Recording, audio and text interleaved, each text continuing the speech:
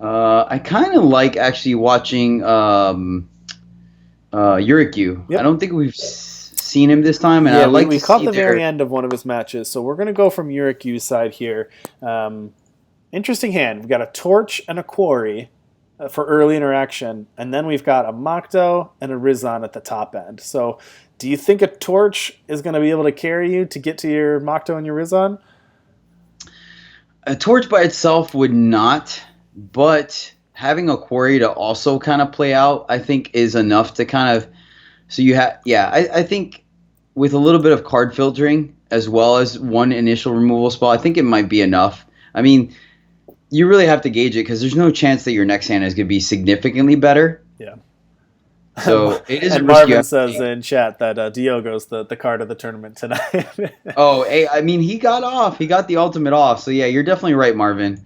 You were able to get the beat down for sure. I do think it's funny how our decks troll us though, because the minute you ultimate Diogo, your very next card is a spell. All right, gold 47 with no one drop, but followed by a Black Hole War Leader, which does eat the torch. But that's it for YurickYu. Well, there's a Ooh, Var Vara off the off the top. top. All right, that's a really good play here. They have to really decide on whether. I mean, either or. I think it's a lose lose for gold unless they have the desecrate off the top or annihilate. So we'll see which one they have here. That was a crucial draw for Yurik, though, to really bridge that gap between the torch and the Makto. Even though it ate a removal spell there, which is not what YurickYu wanted to see, it just bridged that gap so nicely to get to your 5 and 6 drops. Oh, this is a great curve out for YurickYu. Drawing an token of or display of ambush here is absolutely fantastic because they'll be able to play their zone next or Rizon correction. I'm sorry, play the Rizon next turn, potentially killing something, and then they have two premium units in the void to get back with display in the form of Vara and then Rizon should they remove it. Absolutely. I'm going to go ahead and take care of Makto there. Makto will, of course, come back later in the game, but Gold at this point is just trying to push damage, so not really anything they can do except for kill Makto. And this Now we Rizon going to take that out. That's a good, nice, smooth curve for Yurik there. We were a little worried at first having just the torch and the quarry, but really smoothed every turn of the game. Really smooth draw there up to 6. Yeah, and that being said, like, don't get me wrong, Gold 47 has been able to remove these threats, but the fact that they've been choked on power means that they're also losing tempo, i.e., they have one unit in play by turn 4. Well, and that's why So, that Vara was so crucial, because even though Gold 47 had the removal spell, it prevented them from playing another creature that turn. So if they had something else to play, they couldn't play it because they had to use the removal spell on Vara, and then again on Makto, prevented them from playing any other creatures and building out their board. So even though they got killed, it was really a net positive for YurickYu. correct. 100% accurate. And the good thing here is they actually have the 3 power for display should they have an answer to Rizon this turn. And if they don't, let's say they just chump block the smuggler, there might be an argument to go ahead and just fire it off now. Yeah, they're going to torch the Smuggler there. hmm So would you wait for Rizon or Brel to die to use the token display? I don't know why I keep saying token. The display, or would you just go ahead and fire it off now while you have a window? That's tough. I think that depends on how aggressive you think gold is here. If you think your life total is a problem, which at 13 it might be, you might just fire it off now. I don't think you want to try to get value. I think you have to put yourself in the seat and say, is this game going to go where it's a racing situation and I'm going to die and my life total is threatened soon? In which case, I need to get it down immediately. If you think that this game is going to go a little longer and you want to play the value game, then I think you wait. But at this point, you probably need to fire it off now. Now you're actually under a bit of a clock at 13. 4 power on the board. I think you have to fire it off now. Yeah, and they got their answer. And I like getting Rizon here. This is going to be a big VAR here. Notably, it keeps its power and toughness. She keeps the power, or she keeps the strength and health from the last time, so it gets another trigger. So it would be 7/7 if they wanted to not sacrifice there. Ooh, luckily we're seeing the Rista here that got Warcried by the first one, putting it just slightly out of range out of Rizon's bow, but it could still die to Brel's mallet. So we'll see if Yurik decides to go ahead and just get it off the board, or harsh rule. Hmm. How do you feel about attacking with the Vara and then harsh ruling I here to really get? like it. I really like that play. I mean, the Rizon's a good play too. I don't think you can go wrong either way. You're going to gain the life off of art either way, and you have a blocker, so I think that's fine. But I do like the harsh rule too. I think both of those Yeah, plays are good. I kind of, yeah, I kind of feel like I liked it too because, I mean, at least this way you get them to use. I don't know. You would have saved 3 life minimum. I don't know. I think you can go either way. What do you guys think in chat? Would you guys have gone for the harsh rule to 3 for 2, or would you have gone ahead and taken YurickYu's route Well, and just try to you get? get. I think this way, the advantage you have here playing the opposite side is because you have Rizon down now. You can actually pressure Gold's life total. You just hit 5 damage there that you wouldn't have done if you had the harsh rule play, and now you have Gold at 1 away from lethal here. Yeah, and then drawing the Defiance there is probably the last bit of insurance they needed. So now, even if something like a Bandit Queen comes down, they're able to stun it. Yeah, exactly. There you go.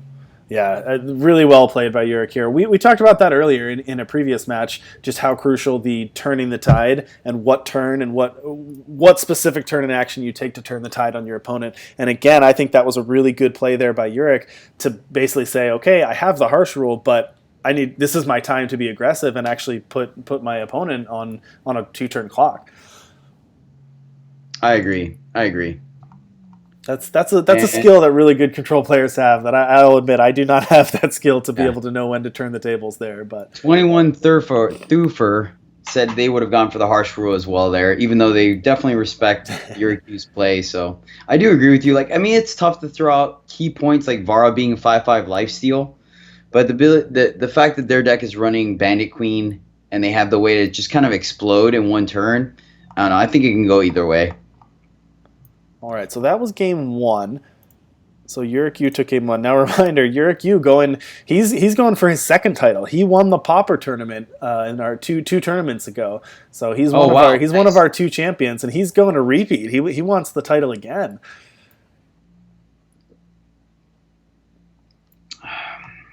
He wants the title and the cash money. Good result. He wants that free $40. Nothing better than playing a little fun Eternal with some buddies and making some money out of it too. Hey, that's cover for the next ECQ. That's a couple of drafts. Like, you never know. Yeah, maybe I can. Maybe after a couple more of these, I'll start calling on Direwolf and get some draft tickets or something. So, Chad, question for you guys: What do you want to see? So we've done this is our third Tuesday Night Eternal now tournament, and I'd love to hear your feedback. What's working? What's not working? What other formats do you want to see? Do you like seeing ranked? Do you want to see an expedition tournament? Do you like the Pauper, the alternate formats? What do you want to see? Is there anything you'd like to see differently? We'd love the feedback and would love to see how we're doing here. So we're waiting on this next match.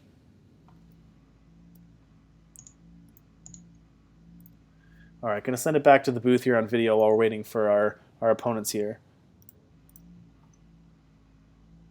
YurickYu with the singleton. I like it. 150 card singleton. I like it. Being a commander player, I dig it. We did do singleton last time, not 150 card singleton, but that is pretty fun. One tournament that I don't think we're going to do on this stream, but we might. I know that the guys over at Farming Eternal are putting together a double draft. So you draft and it's 45 card decks. You take your best draft deck and you double it. You double all the cards and you play 90 card decks against each other. That'll be pretty fun. Yeah, I liked my deck from the last one. I'm excited to do another one. I think I have an idea of which deck I'm going to play, but we'll see. There's still plenty of time left for me to draft a couple other 7-win decks. Yeah, that's limited's always a little tough though. We'll there's some specialty ones, but that's always a little tough too to follow along with. 150 card singleton, that's pretty good. You guys like ranked?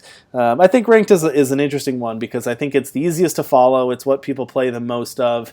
But you don't want to do it every week because I think at some point it gets stale. So I think finding the right balance of how often do you do sort of the competitive ranked format, that's the format of the day, versus filling in some expedition or some Pauper, keep things fresh, get a couple different decks in here. So we've done, we've flip-flopped a little bit, so it'll be interesting to see how often we want to do kind of a standard ranked. I am looking forward though when the new set comes out, that'll be a really good time to drop a ranked tournament there after the new set comes comes out. See a bunch of new cards and new decks there.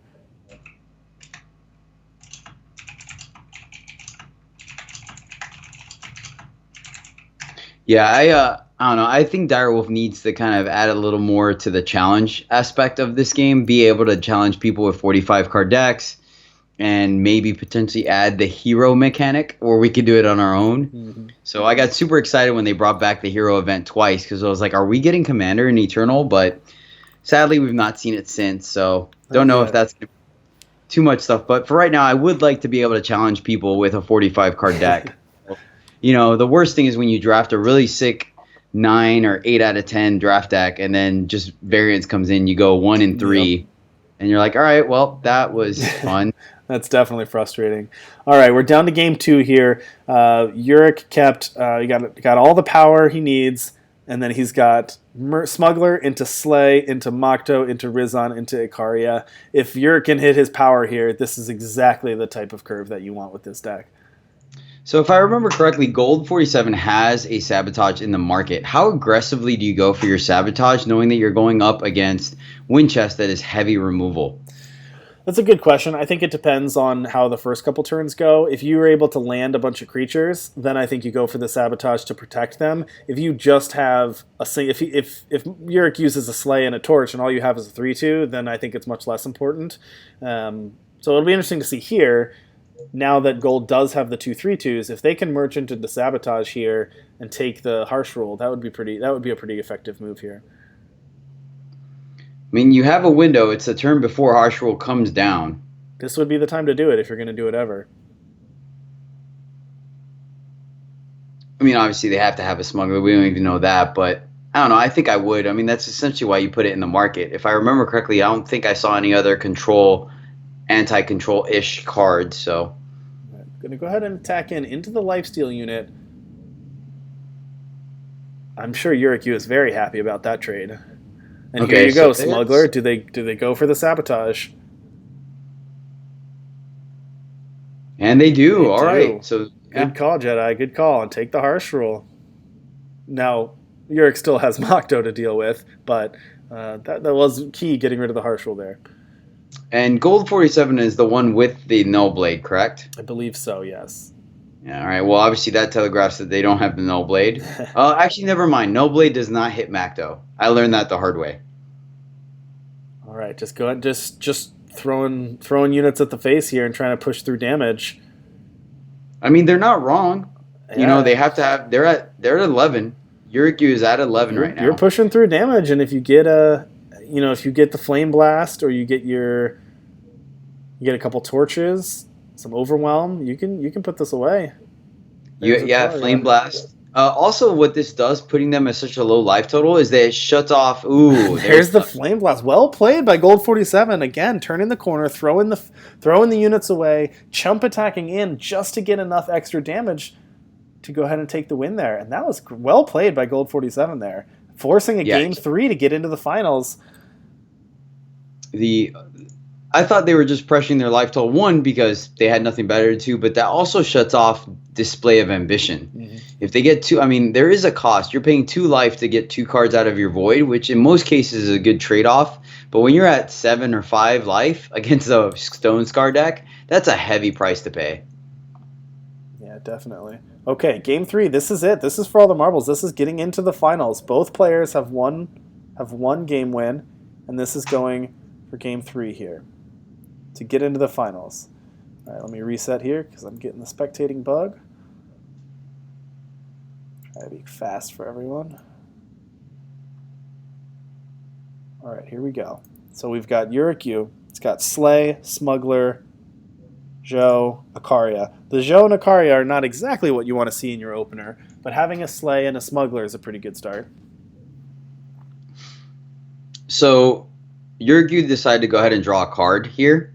Do you have an argument for potentially using Crest and just scouting instead? I don't think so. I think it's going to be a while. Looking at what you have in hand, it's going to be a couple turns until you want to draw that card if you didn't do it there, especially if you're drawing some removal. I think you just want to get those cards, hit a Wrath, hit your removal. You can scout later on. I think you use up your power that turn, I think. So But pretty quick start Gold though by 47, Gold. Yeah. getting him for 7, already putting YurickYu down to 16. Yeah, 16 on your turn 3 is not great, and no Wrath in hand. And then another Smuggler. Actually, there's a lot of pressure on Yurik right now. We have Annihilate out of the board that Smuggler can get, so we can Smuggler to block the other Smuggler and use Torch to take out the Rishta. And then that leaves a hit for 3 from the Nimble Conscript. That's and if then you think the have Smuggler's gonna. That's if you think the Smuggler's gonna stick. You know, you're playing against Gold 47's deck. It wouldn't be surprising at all if they have an answer to that Smuggler. Very true, very true. I think because of that, I would have probably waited on the Lifesteal Smuggler and gone with just the basic 3/2. I was going to ask, do you fire out the other one first so that you know your Lifesteal has a better chance of hitting? Yeah, in my experiences, I always put my opponent on having it because they always do. So I would have 100% played the non-Lifesteal one just to increase the odds that my Hidden Road Smuggler would stay alive later on. Okay, but here, if you can stick this Smuggler, you can annihilate the Reckless unit, and then you either block or you make them use a removal spell. You have a chance to stabilize here, and then you can Rizon soon too. Yeah, see, and that was my argument about playing the forced depleted power earlier in the game, because these late game turns are just as crucial. And now they're going to have to wait a turn on Rizon because they have only a Crest in hand versus drawing Zoe. Look at this. So switching the Icaria for Zhou to get the extra card, to get the treasure trove here. Yep. So they'll draw a card next turn if they don't see undepleted power. Ooh, there's the Obliterate, going to deal 4 to the face, plus 3 from the Smuggler, and YurickYu is at 3. And oh no! You're going to scout for an answer. That's not it. Removal. This has to be a removal spell right here. Or it's game. Oh, man, that is brutal. It. Yeah, YurickYu taking the hit there. Having 3 end for Yurik at a price. Yeah, these trifecta. I mean, you hear about it. You hear about it. It's a horrible way to lose a game, but playing 3 factions does come at a cost, and you have to play a lot of double power or double influence power that has the risk of messing up your curve. Ugh, that is a brutal end for Yurik. Well played, Yurik. Great tournament. Ran great all the way to the end there. Even winning game 1 in that semifinal. That's a tough way to go, but very well played. Showed off your control deck mastery to us all there. Definitely taught us some lessons. So great game by YurickYu, and great game to Gold 47 too, for really playing well and really understanding. I think that what I like best about the way Gold 47 is playing is how well they're able to understand that they're a burn deck too, and when they're able to throw units into combat just to push through damage. You got to be good at math, but understanding exactly what the numbers are for the Flame Blast and the unit damage. Just really impressed by his ability to pilot that deck.